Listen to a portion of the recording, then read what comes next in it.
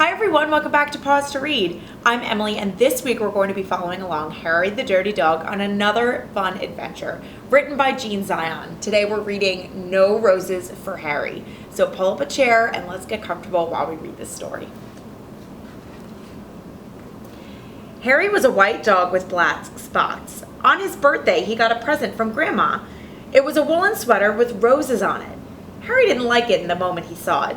He didn't like the roses.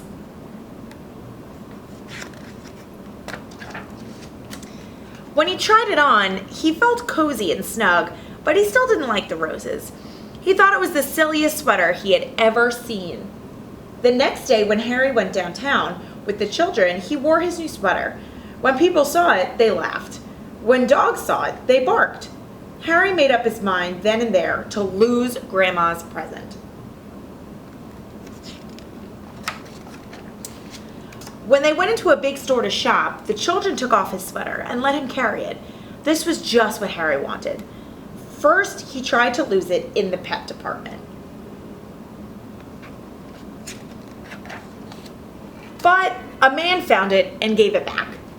Then he tried to lose it in the grocery department. But a lady found it and gave it back. He tried to lose it in the flower department, but a little boy found it and he gave it back. The children didn't let Harry carry it anymore. They made him wear it. As they started home, Harry was beginning to think he would never lose it.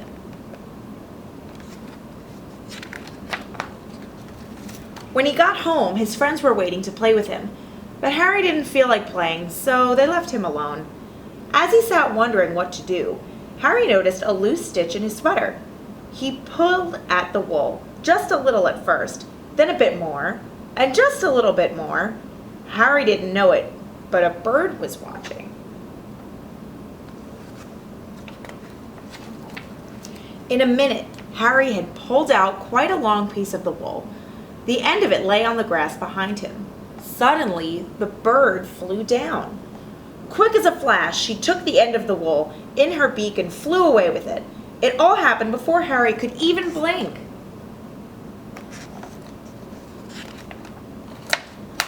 The sweater began to disappear right before Harry's eyes. First one leg, then the neck, then the other leg, then the back, and finally, the whole thing was just one long piece of wool flying off into the sky. The sweater was gone. Harry could hardly believe it. He barked and jumped with joy. Then he ran out of the yard.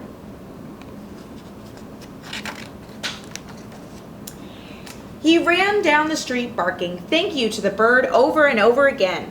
The bird and wool were just a tiny speck in the sky, but Harry kept following them. Can you see them?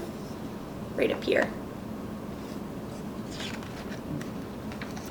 He came home thirsty and tired and was having a drink in the kitchen when the children ran in. "We got a letter from Grandma," one of them said. "She's coming to visit us," shouted the other. Harry thought of the sweater and his tail drooped. Before Grandma came, the family looked everywhere for the sweater. They wanted her to see how nice Harry looked in it. Of course they couldn't find it. Only Harry knew why.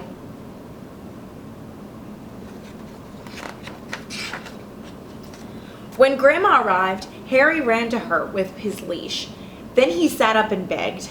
"All right, Harry," said Grandma. "After I've had my lunch and a nap, we'll go for a walk." That afternoon, Harry and Grandma and the children started off on their walk. Harry barked happily and pulled towards the park.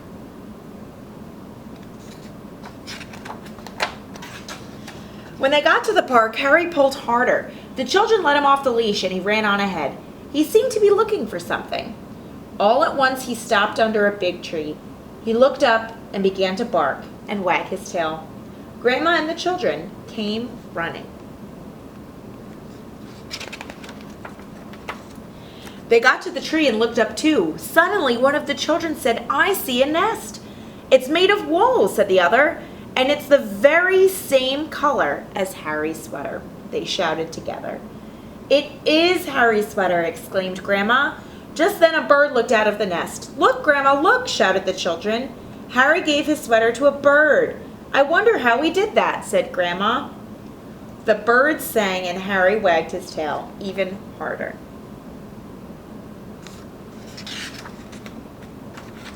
At Christmas, Harry got a present from Grandma. It was a new sweater. Harry liked this one very much. When he tried it on, he felt all cozy and snug, as the bird did in the nest. But best of all, it was white with black spots.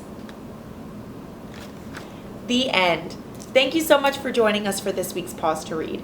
Stay tuned on our social media so that you can vote to see which book we read next week.